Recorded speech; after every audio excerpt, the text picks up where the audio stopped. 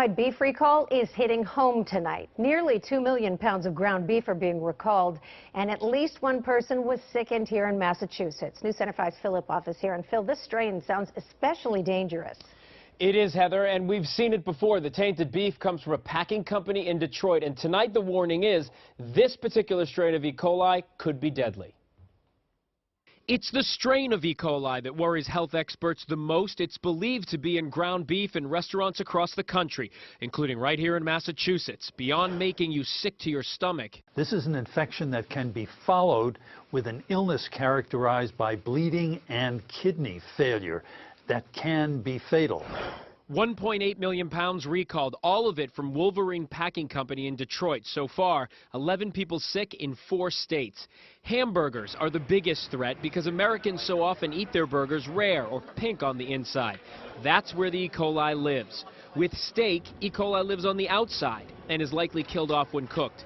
Every year, 95,000 Americans are sickened with this particular strain of E. coli. Also responsible for some of the most notorious outbreaks, like Jack in the Box back in the 1990s. Then 700 people were sickened, 4 children killed.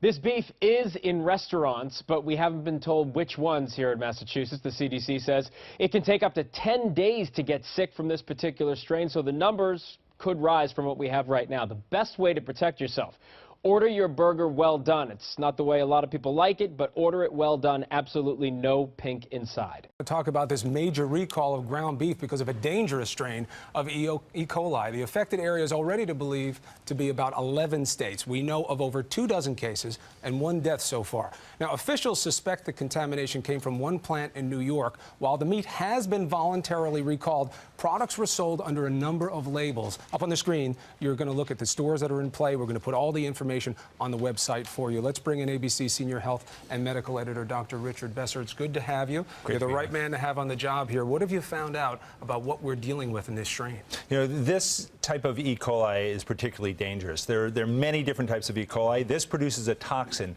which can attack your kidneys and your blood cells. It can cause bleeding. Particularly dangerous in very young and very old people. So this is something to look out for. Tell me, how did they isolate this to meat and not leafy green vegetables or the whole hunt that usually goes on? It's a challenge. I started at the CDC as an investigator of foodborne outbreaks, and it can be a real puzzle. First thing that happens, if someone's sick, they have to see their doctor. The doctor has to do a culture, and they have to send that to the health department. You can have breakdowns all along there. What happened here is that doctors around the Northeast sent in these cultures to their health departments. They put them on the particular website and were able to compare the genetic makeup of these strains. And what they found was that these few cases around the country were all linked. When they interviewed those people, they said they had all had ground beef from this one processor. So the system seems to be working there, but help me out with this information that these meat processing plants, they don't have to report E. coli to the USDA or the government, and if they find it, then what can they do with it? Well, I was talking to the leadership at the Department of Agriculture last night about this, and every processing plant has someone from the Department of Agriculture. But the companies do testing for bacteria, and they don't have to report those results to the USDA, who are in their plants. If USDA wants to review the records, they can, but the company, they can't sell a product that has live bacteria. They can cook that meat and sell it in another product. So they can find E. coli, cook it out at that 160-degree internal temperature, and then use that meat in another product. That's right. And that bothers me. That bothers me, too. You don't have to be a doctor to be bothered by that. So what do? We're at home. We're hearing the information. We're getting off the website. What products, what stores, what do we do? That's right. It's very important that consumers look in their freezer. The freezing will not kill this bacteria, so you have to take the step, go to your freezer, see, do you have any ground beef in there that could have been involved in this recall? There are recalls all the time, and I don't think people pay much attention to them unless they bought something recently. But what's in your freezer could cause harm. And if you are going to test a product with ground beef, you have to make sure that you cook it at the right temperature. That's right. You want to keep hot things hot, cold things cold. Cook your beef to an internal temperature of 160 degrees.